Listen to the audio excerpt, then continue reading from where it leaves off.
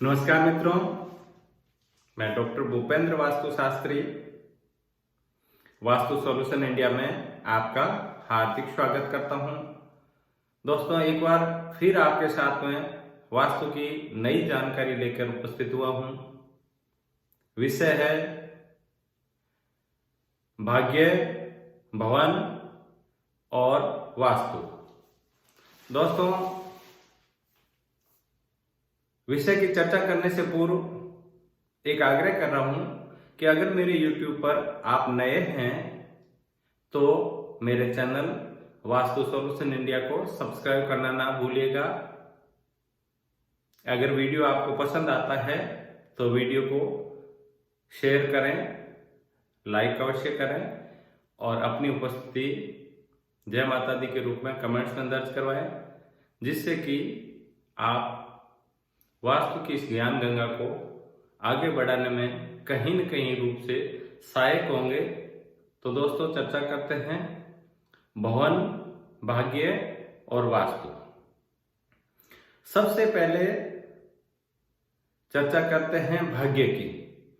अगर कोई व्यक्ति भाग्यशाली है तभी उसको भवन बनाने का या भवन खरीदने का मौका मिलता है। तो भाग्य को हम सबसे पहले देखते हैं कि हम भाग्यशाली हैं या आप भाग्यशाली हैं, तभी तो आपको भवन बनाने का या भवन बने बनाए भवन का खरीदने का अवसर मिला है। जिस अवसर को आपने एनकेस किया है, उस अवसर का आपने फायदा उठाया है, तो आपका भाग्य तो है। अब एक शब्द और जुड़ता है भवन भाग्य के साथ में वास्तु। अगर आपका भवन वास्तु के अनुकूल है तो आपके भाग्य के 4 चांद लग जाएंगे, और आपका भवन वास्तु के प्रतिकूल है तो आपका भाग्य होते हुए भी आप अभाग्य हो जाएंगे। आपका भवन आपके किस्मत के तारे सितारों की जो मान सम्मान होता है उनमें कमी लाएगा। आप अपने भवन को परखिए, आप अपने भवन की वास्तु को जांचिए और उसके बाद आप अपने भाग्य को परिभाषित करें। बहुत अंतर आएगा। यहां पर मैं चर्चा ये कर रहा हूं कि जब भी आप भवन का निर्माण कर रहे हैं तो वास्तु के जो सामान्य सिद्धांत है, वैसे वास्तु अथाह सागर है। कितनी भी कोशिशें कर लो, भवन में कहीं न कहीं छोटे मोटे वास्तु दोष रह ही जाते हैं। लेकिन प्रथमतया ऐसी कोशिश करनी चाहिए जिससे कि वास्तु के दोष आपके भवन में न रहें और आपका भाग्य बुलंदियों पर, आपका भाग्य आसमान की असीम ऊंचाइयों को छुए। इसी मनोकामना के साथ अपने भवन का निर्माण करना चाहिए। भवन निर्माण से सबसे अहम बात है भवन का ईशान कोण। अगर वृद्धि कारक है तो आपके यहाँ धन धान्य में वृद्धि होगी। इसमें किसी प्रकार का कोई संदेह करने की आवश्यकता नहीं है, किसी प्रकार का कोई डाउट ना करें। अगर ईशान वृद्धि कारक है, ईशान की बढ़ोतरी हुई है, ईशान बढ़ा हुआ है, तो दुनिया की कोई ताकत आपके यहां से धन आगमन में बाधा नहीं बन सकता। आप चाहे काम कम भी करेंगे लेकिन धन तो आएगा ही आएगा। अर्थात आपके भवन का, आपके भाग्य का और आपके वास्तु का संबंध ऐसे बनता है और बनते हुए नजर आता है। ये करके देखें, परख के देखें, अपने भवन के ईशान की वृद्धि करें। दूसरा, ईशान के बाद जो पूर्व दिशा आती है वो भी भाग्य में 4 चांद लगाने में बहुत ही सहायक होती है। पूर्व का मतलब होता है आपका तेज, आपका तप, आपका मान, आपका सम्मान।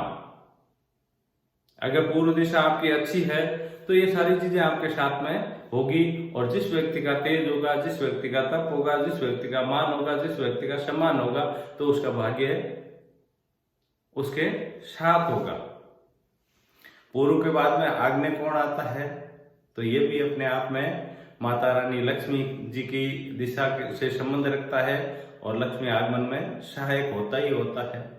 दक्षिण दिशा जो निर्णायक दिशा होती है, त्वरित निर्णय लेते हैं और भाग्यशाली व्यक्ति तुरंत निर्णय लेते हैं। अगर उसको अवसर मिला, छोटे से छोटा अवसर मिला, तो भी उसने उस छोटे अवसर को बड़े रूप में स्वीकार किया। इसके लिए आप नोट करें पुलिस अधिकारियों को, सेना के उस जाबाजों को जो सेकंड के 100वें हिस्से में अपने निर्णय को सोचते हैं, आर्मी के उन पायलट्स को जो बहुत तीव्र गति से उड़ने वाले विमानों को उड़ाते हैं और वो सेकंडों में सोचते हैं, उनको उदाहरण दीजिए। ऐसी दक्षिण दिशा में पावर होती है कि आप अपने भाग्य को त्वरित गति से बदल सकते हैं। नैऋत्य दिशा का तो कहना ही क्या है, जहां रहस्य नहीं वहां भाग्य नहीं।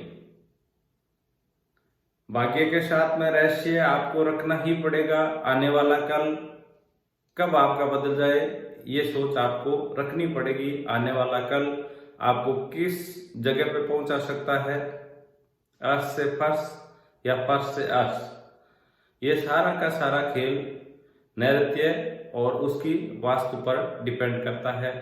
पश्चिम दिशा जो अनुशासन प्रिय दिशा है, जहां पर सब कुछ धीरे धीरे सामान्य होता है। अगर आपका भाग्य है तो भी आप धीरे धीरे सीढ़ियों के माध्यम से ऊंचाइयों को छुएंगे और आपके भाग्य में अगर किसी न किसी प्रकार का किसी न किसी अनहोनी घटना का लिखा है तो धीरे धीरे आप सीढ़ियों से उतरेंगे। इसके लिए आपके घर की वेस्ट डायरेक्शन को देखना बहुत ही आवश्यक है।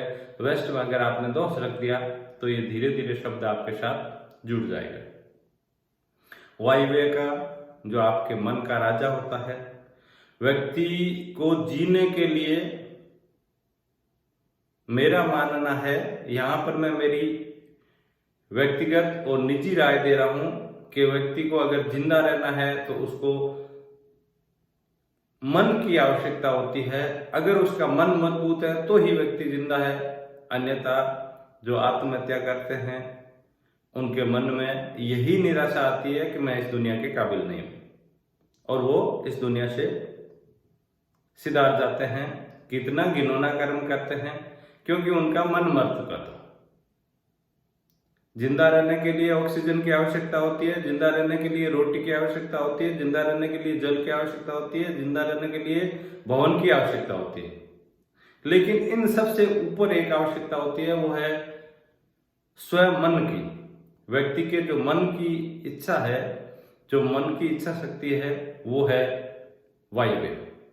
और वायव्य में किसी भी प्रकार का वास्तु दोष हुआ तो आपके भाग्य की, आपके मन की इच्छा शक्ति में कमजोरी आई और आपके भवन ने आपके भाग्य को बदल दिया। रही बात उत्तर दिशा की, तो वहां दुनिया के सबसे शालीन, सबसे बुद्धिमान, ग्रहों के युवराज